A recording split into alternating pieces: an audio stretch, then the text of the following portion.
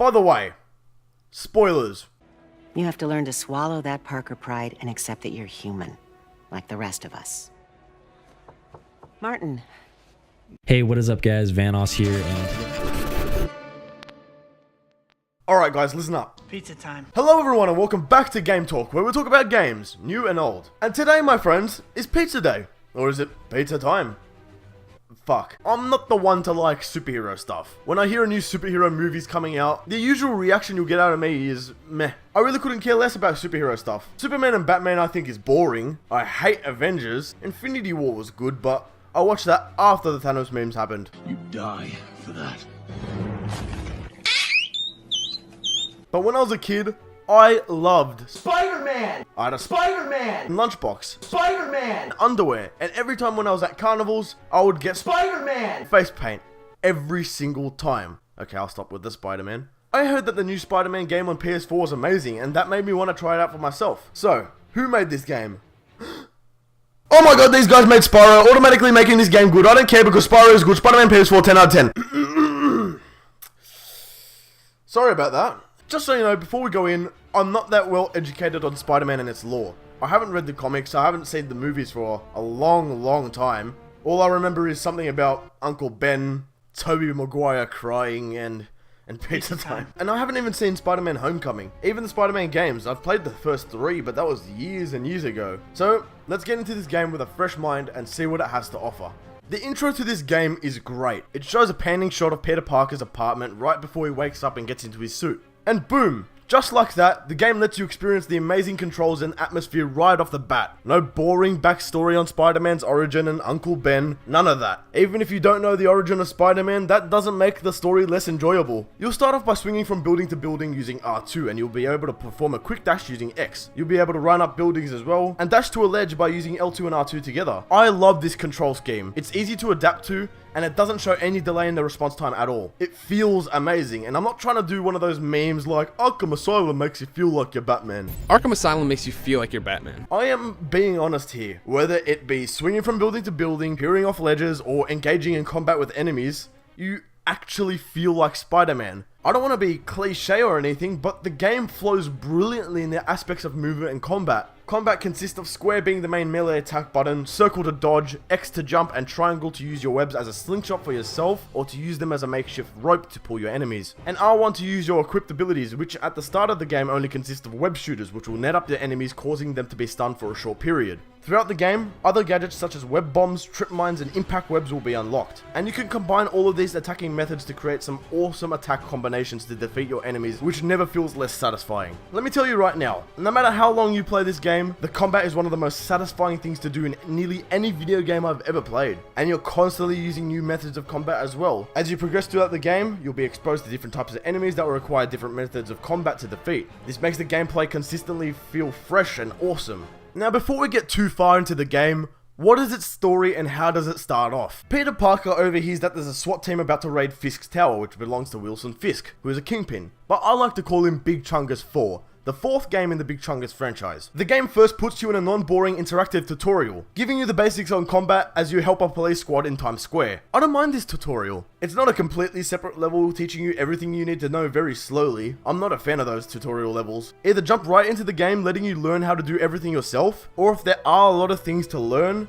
implement a tutorial in the first mission but do it briefly, and this is what this game does. Combat will usually end in slow motion when the final blow is delivered. After this you head over to Fisk Tower and engage in more combat showing various cutscenes and leading to the higher floors of the tower, where you will eventually fight Fisk. He gets arrested, tells you that he's the one that kept the city in order, possibly foreshadowing the future events of the game, and then the game truly begins. You are now free to either explore the city or head straight to the next mission in which your boss calls you and tells you to head on over. You're not necessarily punished for just heading over to the next mission and not exploring. However, exploring will reward you with mini side quests such as armed robberies to stop giving you XP in the process. XP can level you up, rewarding you to mess with the gadgets and be able to change your suit with the options the game gives you. you. There are also regular side quests finding mementos from Peter Parker's past, or district relay towers to rewire, allowing you to see muggings and crimes that are happening near you. This gives the game some diversity. If you want to take a break from the story and its regular cinematic style missions, then you can explore and perform all these miscellaneous tasks. What this also does is add another layer for completing the game. Once you complete the story, you aren't done yet, because there is still an entire city to explore and items to collect.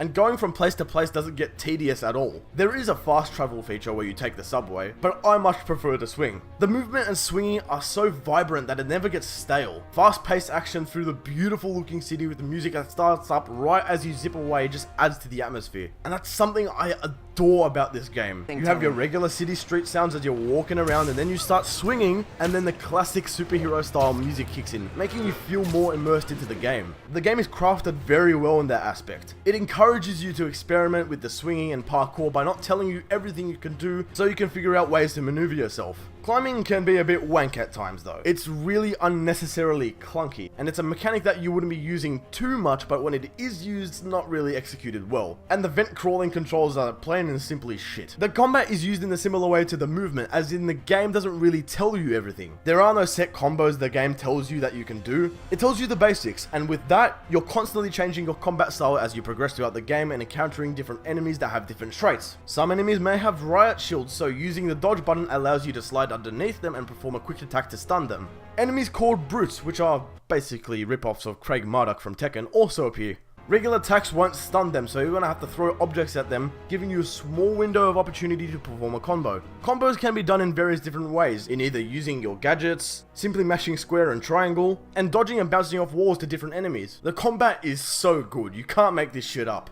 Actually, you can make this shit up because someone already made it up. Doing combos and moves will fill up a meter of focus points, which will allow you to replenish some of your health by pressing down on the directional pad, or perform a really cool animated takedown using both circle and triangle. I'll tell you right now, it was more satisfying than cracking open a cold one with the boys. As you progress, you'll notice that when the enemies are aiming their firearms at you, this thing appears next to Spider-Man's head, and where the bullet is coming from. This is actually the Spidey sense, and is a cool addition to the game. Stealth missions will also include different ways to attack your enemies. Sneaking up to them and pressing square will perform a cinematic takedown, which the animations are on point. Sneaking on ledges will allow you to take down the enemies from above, webbing them into a tampon. And you can also distract the enemies using your web shooters and shooting near them so they can walk over to the suspicious area. Once they're out of sight, you are then able to perform a takedown without getting spotted. Pressing R3 allows you to use a Hitman style instinct feature, which lets you know where nearby enemies are or objects to throw. I try to use this feature as little as I can because it makes the game a bit too easy for me. There are also quick time events in the cutscenes, which I don't mind if there are quick time events in the game,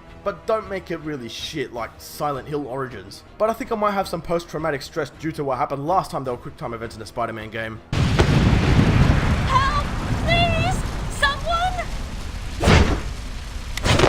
Going to die. The graphics are incredible as well. I can say with confidence that this is the best looking game I've played to date. Look at all that's going on. It's nothing short of spectacular. Even the prison breakout mission where Electro and the other Spider-Man villains return. Holy German shepherd balls, this isn't even a cutscene. This is performing at a solid and consistent frame rate on a regular PS4 while all the buildings, terrain, and miscellaneous things are loading in at a ridiculously fast pace. Is just astounding to me. Let me remind you again, this is a regular PS4, not a PS4 Pro. And the fact that this game looks outstanding and can run at a consistent 60 frames per second blows my freaking mind. The character models look amazing as well. I don't know how they did it, man. There was only one character model that I thought looked a bit weird, and that was Peter Parker. It's not bad, but I could definitely see there's something wrong with his face. Must be on drugs. Fuck off, Sybil. The game for me did play in this odd resolution with these black bars around the screen, and I didn't see an option to fix that. But once I immersed myself in the game, I didn't really notice it.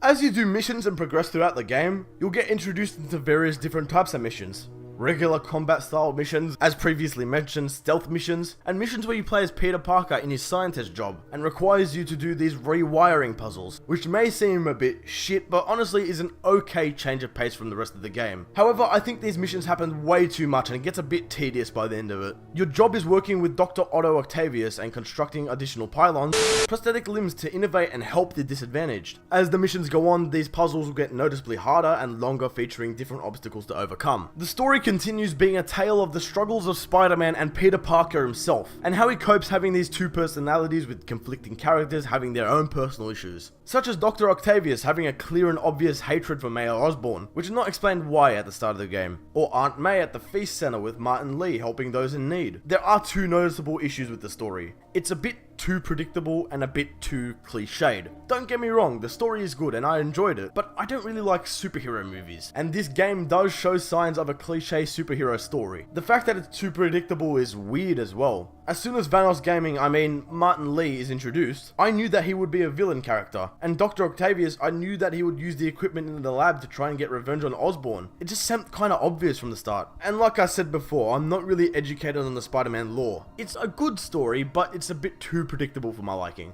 Now that Fisk is incarcerated, other organizations want to rule over the city. A main offender is a group known as the Demons. Terrible demons. These demons are a Chinese cultish sort of group which is run by Mr. Negative, which is also Martin Lee's villain persona. I really like the concept of Mr. Negative and the Demons. It's about ancient Chinese lore about a thing feared by many known as the Demon. Mr. Negative is in full control of the demons and can possess anyone at will. I think Mr. Negative is a cool villain, but his name, I gotta admit, is a bit shit. Oh, he's Photo Negative. Mr. Negative, perfect name. You also have many encounters with friendly characters. Characters of course such as Aunt May, Officer Davis, Miles, Yuri Watanabe, and even Mary Jane. Wait! Who are you? My name's Ali. Which brings me to my next point. There are multiple missions in which you play as Mary Jane and Miles. For the first time it was alright, but then it was just a weird change of pace from the rest of the game, which I didn't like at all. Their missions usually consist of stealth-based missions, where you have to get items and take pictures of things, and I just do not like these missions. I get it that it was trying to be a change of pace from being Spider-Man flying around everywhere, but in my opinion, it just isn't that great for me. Luckily, the game doesn't do this too much. Speaking of Mary Jane, I love the story interactions of Spider-Man and Mary Jane. In this game, they meet again after 6 months of being broken up, and try and mend their relationship by being partners, which Peter is clearly not fond of. But the character interactions is one of the most interesting part of the story. All the superhero and fighting villains is great and all, but I love that the developers focused on this side of the story because it makes the characters so much more memorable and gives them a deeper personality, especially when Peter parts his ways from MJ and starts shaming himself for screwing things up. It makes Spider-Man more human, and that's why these are my favorite aspects of the story. I also love Spider-Man's classic cheesy personality. When he mutters things to himself or tells really bad jokes when under pressure, it's just classic Peter Parker, and I love it. Okay, back to the main parts of the story. I won't spoil everything as there is a lot to talk about. This game is a big game, don't get me wrong. I'll just let you know the main things that happen and give my opinions on it. So with all the confrontations with Mr. Negative and the demons with the old Spidey villains, which was weird at first but was overall pretty cool. Dr. Octavius, as expected, goes absolutely bonkers and seeks revenge on Norman Osborn for backstabbing him in the past. And while I expected this to happen, I really was engaged into the story and what was happening that I didn't want him to turn evil. I loved his character and his relationship to Peter, and when he slowly but surely turns himself into this... Hold on, he looks like Nurgle from the Grim Adventures of Billy and Mandy. I didn't want to see him take that road, but it happened, and he got all the Spidey villains back together and was in contact with Martin Lee for a while now. They both wanted to take out Mayor Osborn. They have similarities in their personality as they both wanted him dead as revenge. It turns out that Martin Lee's parents were killed because of Osborn's actions, and Lee had to grow up an orphan. They eventually released a gas known as Devil's Breath into Times Square, which kills people. After taking out all the old villains, you are then faced with Doc Ock himself, which is a fairly decent boss fight. The ending was actually pretty emotional and really good compared to some of the cliches the story suffers from. Peter expressed that he didn't want him to go down the road and wanted to help people together. Aunt May got sick and this last scene was emotionally perfect. Aunt May's life was hanging on by a thread and the cure for the sickness only had one sample. It was then Peter's choice to use the only sample to save his aunt, or costing the lives of many, or let her die and save the lives of many. This was a really good and an emotionally driven ending, but I couldn't take it seriously because of Dull and Dark. I hate you so much, go fuck yourself. You're gonna be okay, ma'am. I've got the cure right here. Take off your mask. I want to see my nephew.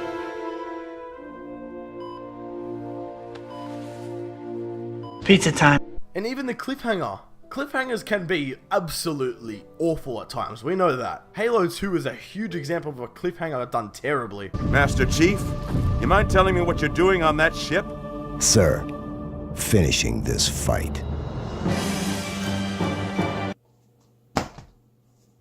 But it shows that Miles now has Spider-Man's powers due to a spider bite that's similar to the one that bit Spider-Man. and Osborn's son Harry in a cryogenic-like tube and is still alive. This all hints at a sequel and it's done perfectly, unlike Halo 2, you fucking twats Bungie. More like fuck off. So overall, was Spider-Man on PS4 any good? Yes, of course it was. This game was a load of fun and I'm definitely not done there. I still got heaps of stuff to do before I finish the game completely. I can comfortably say that Spider-Man on the PS4 is the best superhero game that I've ever played. Well, I haven't played much superhero games, honestly, but I can also say that Spider-Man on the PS4 was one of the funnest and most vibrant games I've ever played. The game flows amazingly and it's visually stunning. The game does have its downs at times and it sucks because I truly believe that this game could be so much better.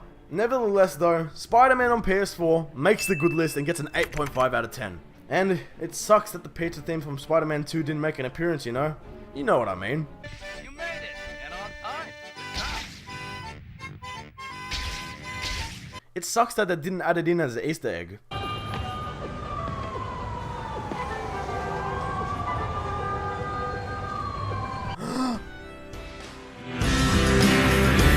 Alright guys, and thanks for tuning in on the review of Spider-Man on PS4. I really hope you enjoyed, and if you did, leave a like and share this around on social media. Don't forget to follow my Instagram, and if you haven't already, subscribe with notifications turned on to get notified when I upload again. Thank you all for watching, and see you later.